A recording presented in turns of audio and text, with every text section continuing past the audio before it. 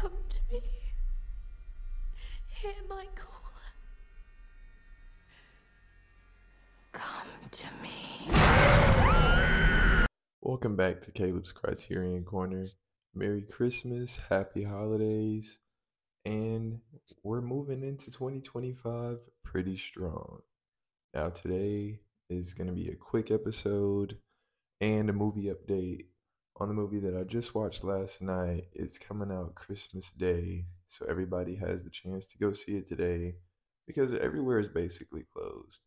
And obviously, I'm talking about Nosferatu. This is Robert Eggers' fourth movie. And goddamn, I got a lot of shit to say about it. I'm gonna make it quick. I wasn't really planning on making a video today, but I'm trying to feed the streets. So let's get into it. Now, firstly, I just wanted to show some appreciation to Robert Eggers. I definitely enjoy his movies, and I've damn near watched every movie except for The Lighthouse right now. Don't shoot me. I have not seen The Lighthouse, but I have seen everything else. But that being said, I do know that he's a director that loves doing period pieces, and I'm someone who actually likes period pieces in my movies, so this just fit right in. It's nothing out of the norm from him, and this might actually be his best setting, I would say. Victorian lifestyle, European, plague times, just because of the costume design and set design and, color graded and stuff in the movie. I think this works perfectly for his style. Now, like I said earlier, this movie is a new installation from Mr. Robert Eggers. This is his fourth feature film, and I can honestly say that after watching Nosferatu, it is now my second favorite film out of all of his movies. I'm gonna try and say that The Lighthouse, I don't want to put on that list yet just because I haven't seen it, but this one is a very, very, very strong contender. He's definitely in his element with this one. I mean, from the set designs to the elements and the shadows on people's faces, the cinematography, it's almost like he's been waiting to do this since he was a child. And I saw an interview that he did with Variety or The Hollywood Reporter before the movie came out, and he said that he definitely has been thinking about doing this movie since high school. So, with all of the little attention to detail and storytelling that I witnessed last night, I can tell that he's not lying.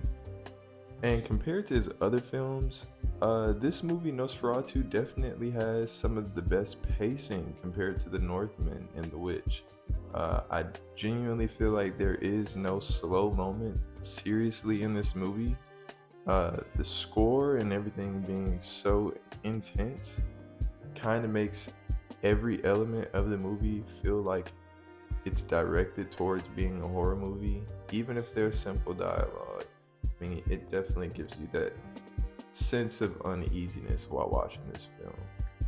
And being that it's quite literally releasing today, like full-fledged, I don't want to go too far into detail about the movie and spoil it because I do know people go to the movie theaters on Christmas Day.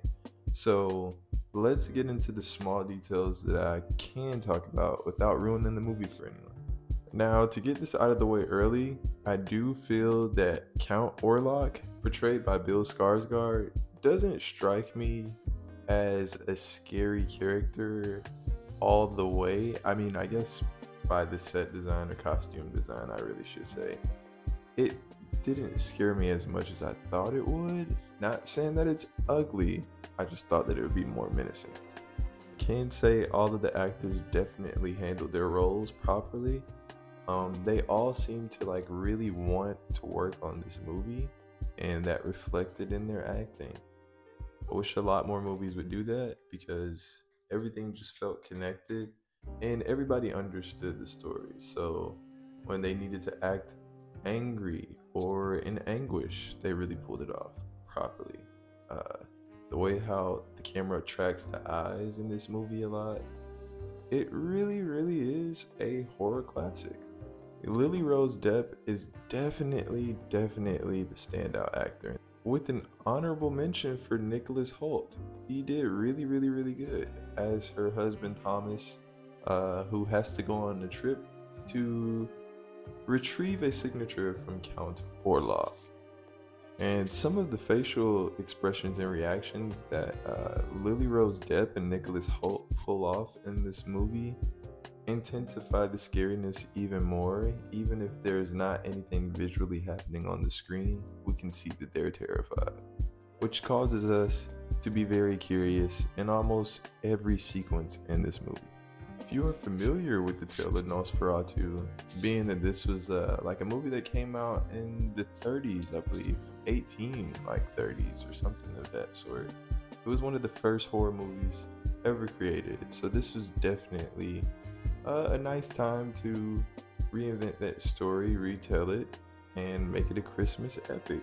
And after watching this movie, Robert Eggers might have solidified himself into the Horror Hall of Fame.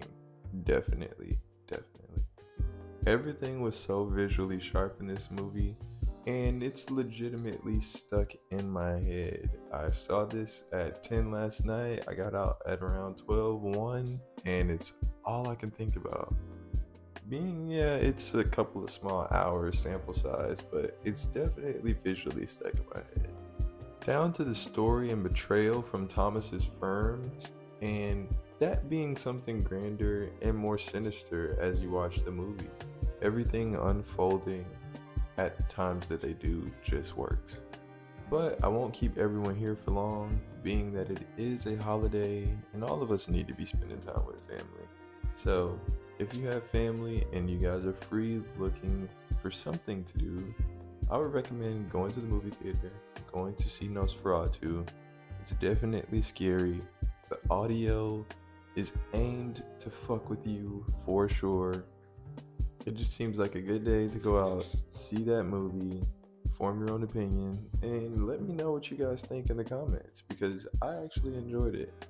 Now, after going to see this movie, I'm definitely leaning towards giving it a 4 out of 5. At first, it was a 3.5 out of 5, but then it ended and I drove home and I literally visualized everything.